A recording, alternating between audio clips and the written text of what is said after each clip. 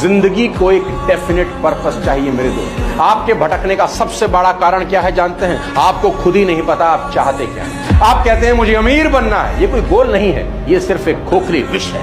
गोल वो होता है जिसे मेजर किया जा सके, जो टाइम बाउंड हो। जैसे मुझे अगले 12 महीनों में अपने बिजनेस से 50 लाख रुपए कमाने हैं। अब ये एक क्लियर गोल है क्योंकि स्पेसिफिक है, मेजरेबल है, टाइम बाउंड भी है।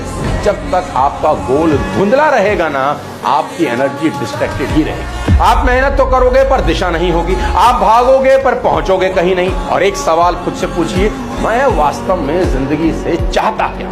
क्योंकि जिस दिन आपका गोल क्लियर हो गया ना, उसी दिन आपने आपकी आधी लड़ाई जीती। तो ख्याली पुलाव पकाने से महल नहीं बनते मेरे दोस्त, उन्हें बनाने के लिए एक सटीक नक्शा चाहिए। आपका गोल चाहे कितना ही बड़ा क्यों ना हो, उसे छोटे छोटे टुकड़ों में बांटिए, क्योंकि छोटा गोल अचीव करना बेहद आसान काम होता है।